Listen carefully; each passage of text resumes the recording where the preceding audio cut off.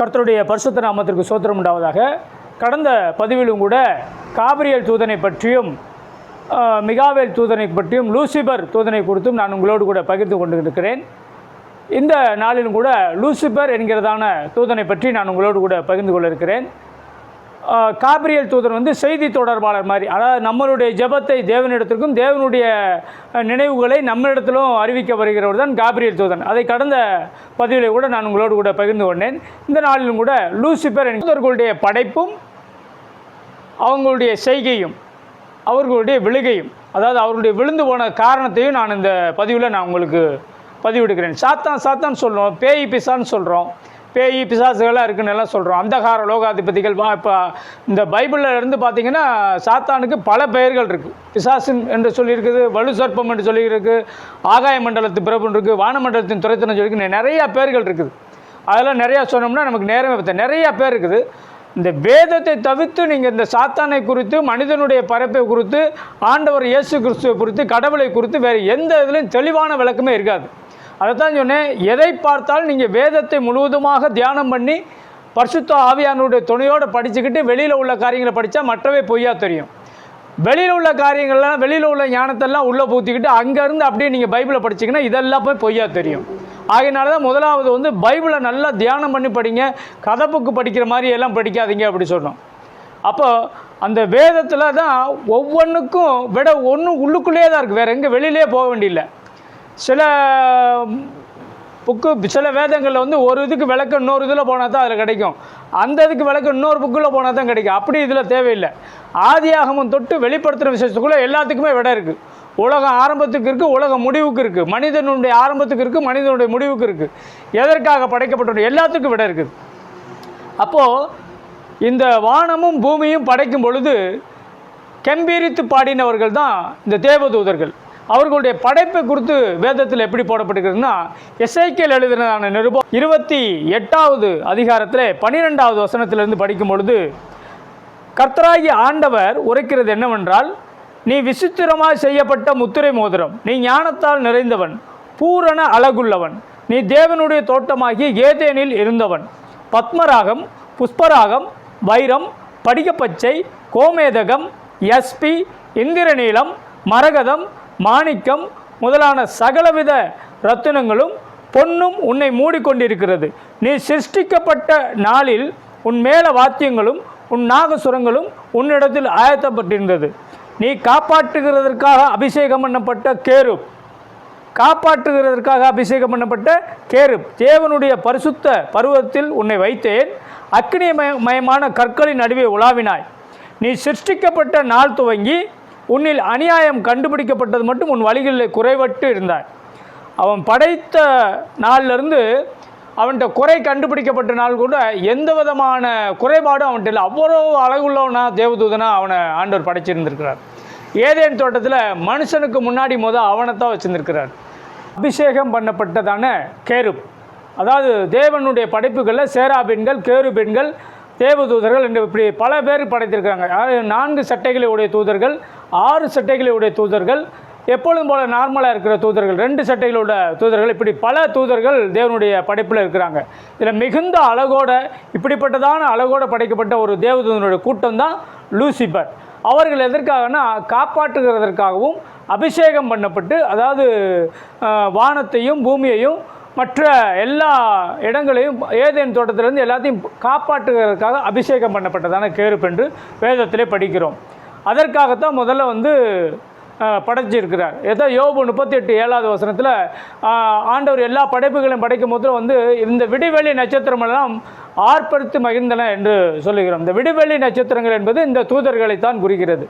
அப்போ இவர்களெல்லாம் ஆர்ப்பரித்து பட எதற்காகனா தங்களுக்கென்று கொடுத்த காரியமாக இருக்கிறதுன்னு சொல்லி அதை நினச்சி அவங்க மகிழ்ந்து பாடியிருக்கிறாங்க. ஆனால் இதையெல்லாம் யாருக்காக ஆண்டவர் படைத்தார்?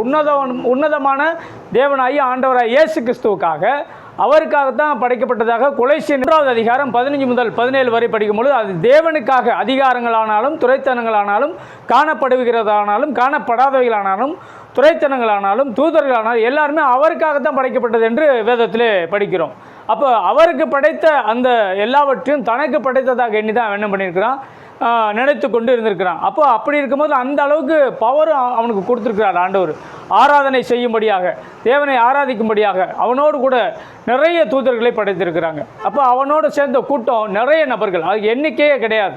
அப்படிப்பட்ட தூதர்கள் வந்து அவனுக்குள்ளே இவனுக்குள்ளே ஒரு மேட்டிமை, தன்னுடைய அழகினால் ஒரு பெருமை, ஒரு மேட்டிமை அதெல்லாம் உருவானவனையும் நாம் ஏன் அந்த இடத்துக்கு போகக்கூடாது, ஆண்டவராகிய உன்னதமானவருடைய அந்த இடத்தை நாம் ஏன் அடையக்கூடாது என்று சொல்லி அவனுக்கு என்னது பெருமை வந்துருச்சு. அப்போ அந்த இடத்துக்கு இவன் போய் என்ன செய்யணும், நம்ம போய் உட்காரணும், நம்மளை எல்லாருமே ஆராதிக்கணும், நம்மளை துதித்து பாடணும்னு சொல்லி அவனுக்குள்ளே ஒரு பெருமை, அவனுக்குள்ளே ஒரு மேட்டிமை என்ன வந்துருச்சு. ஆகையினால தான் அவனுக்குள்ளே இந்த இருதயத்துக்குள்ளே இந்த செயல் ஏற்பட்ட உடனே அங்கேருந்து பாதாளத்தில் தள்ளப்படுகிறான். நான் வானத்திற்கு ஏறுவேன், தேவனுடைய நட்சத்திரங்களுக்கு மேலாக என் சிங்காசனத்தை உயர்த்துவேன், வடபுறங்களில் உள்ள ஆராதனை கூட்டத்தின் பர்வதத்திலே வீற்றிருப்பேன் என்றும், நான் மேகங்களுக்கு மேலாக உன்னதங்களில் ஏறுவேன், உன்னதமானவருக்கு ஒப்பாவேன் என்றும் நீ உன் இருதயத்திலே சொன்னாய். அவனுடைய இருதயத்தில் நினைக்கும் போதே அங்கேருந்து தள்ளப்பட்டுட்டான்.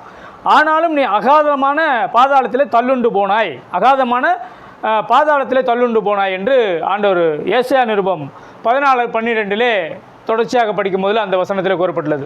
அப்போ இவன் தான் முதல்ல வந்து என்ன பண்ணியிருக்கிறான், ஏதேன் தோட்டத்தில் வைக்கப்பட்டு ஆராதனை கூடம், அதாவது ஆராதனை செய்ய தேவனை ஆராதிக்கிறதுக்காகவே வச்சிருக்கிறார். சீயோன் பர்வதம் என்று சொல்லுகிறோம் இல்லையா, அந்த ஆராதனை கூடம்ன்றது சீயோன் பர்வதம். அந்த சீயோனில் தான் பிதா குமாரன் பரிசுத்த ஆவி ஆகிய திரித்துவ தேவன் அங்கே தான் வீட்டிருக்கிறாங்க. அவரை கெம்பீரித்து பாடிக்கிட்டே இருக்கிறார். அவரைத்தான் பாடுறக்கா இவங்களை படைச்சிருக்கிறார் தூதர்களை. ஆனால் இவங்க என்ன பண்ணிட்டான், இந்த ஒரு கூட்ட ஜனம், இந்த ஒரு கூட்ட தூதர்கள், அவனோட 1/3 தூதர்கள் என்ன பண்ணிக்கிறாங்க, இவனோட சேர்ந்துக்கிட்டு அந்த இடத்த இவன் போய் அந்த இடத்துல தேவனுக்கு ஒப்பா மாறுவேன்னு, உன்னதமானவருக்கு ஒப்பான அங்கே உன்னதமானவன்ற வார்த்தை வந்து இயேசு கிறிஸ்துவை தான் குறிக்குது. அவருக்கு ஈடாக நான் இருப்பேன்னு சொல்லி அங்கே போய் முயற்சித்த போது அங்கேருந்து அகாதமான பாதாளத்தில் தள்ளுண்டு போனான். பூமியில் விழத்தட்டுப்பட்டு அவன் வானமண்டலத்திலையும் விழுந்து கிடக்கிறான், பாதாளத்துக்குள்ளேயும் கட்டப்பட்டிருக்கிறான், பாதாளத்திலையும் தள்ளுண்டப்பட்டிருக்கான். இதான் நீங்கள் ஆதியாகமோ 1வது அதிகாரத்தில் 2வது வசனம் படிக்கும் போதில் பூமி ஒழுங்கன்மையும் வெறுமையாக இருந்தது, ஆழத்தின் மேல் இருள் இருந்ததுன்னு இருக்கும். இந்த இருள்னா அதான் சாத்தான், இந்த ஆழத்தின் மேலே தான் இந்த இருள் கூட்டங்கள் இருக்குது. யூதா நிருபத்தில் எழுதின வாக்கியத்தில் அது சின்ன ஒரு அதிகாரம் தான். அந்த அதிகாரத்தில் யூதாவில் 6வது வசனத்தில் தங்களுடைய ஆதி மேன்மையை காத்து கொள்ளாமல் தங்களுக்குரிய வாசஸ்தலத்தை விட்டுவிட்டு தூதர்களையும் மகா நாளின் நியாய தீர்ப்புக்கென்று நித்திய சங்கிலியினாலே கட்டி அந்தகாரத்தில் அடைத்து வைத்திருக்கிறார். அந்தகாரத்தில் அடைத்து வைத்திருக்கிறார் அதான் ஆழத்தின் மேல் அந்த பாதாளத்தில் அடைத்து வைத்திருக்கிறார். அதான் இந்த இருள். அது நீங்கள் ஆதியாகமம் 1வது அதிகாரத்தில் 1வது வசனத்துக்கு 2வது வசனத்துக்கு இடையில் ஆதியில் தேவன் வானத்தை பூமியும் சிருஷ்டித்தார், பூமியானது ஒழுங்கின்மையாக இருந்தது. இவங்களால் தான் முதல்ல ஒழுங்கின்மையாக இருக்குது.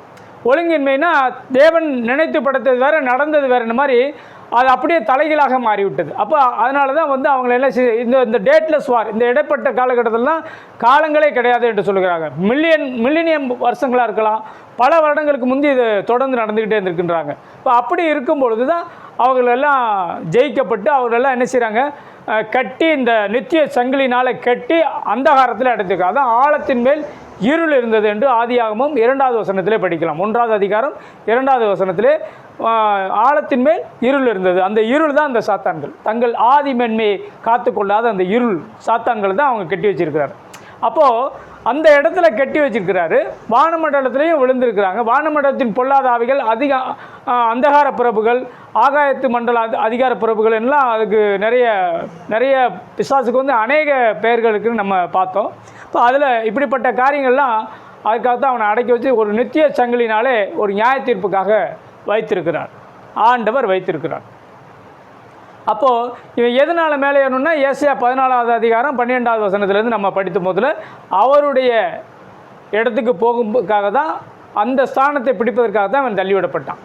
இதுதான் நடந்தது. லூசிபர் தூதன் அதற்கு அப்புறம் தான் திரும்ப வந்து ஆண்டவர் என்ன பண்ணார், எல்லாத்தையும், அதாவது குயவன் தன் களிமண்ணை வந்து திரும்ப சரியாக வரலன்னா பழையபடிக்கும் குலைச்சிட்டு பழையபடிக்கு திரும்ப உருவாக்குறதான்னு சொல்லி ஏசாயா நிருபத்தில் படிக்கிறோம் இல்லையா, அதுபோல் திரும்பவுமாக இந்த பூமியை வார்த்தையினால் எல்லாமே தேவன் வந்து சிருஷ்டித்து தான் அந்த இடத்துல அதே களிமண்ணாக இருந்து மனிதனை படைக்கிறார் என்று வேதத்தில் படிக்கிற அந்த மனிதனுடைய படைப்பை குறித்து பார்க்கும்போது மற்ற காரியங்களை நான் அடுத்த பதிவில் வெளியிடுகிறேன்.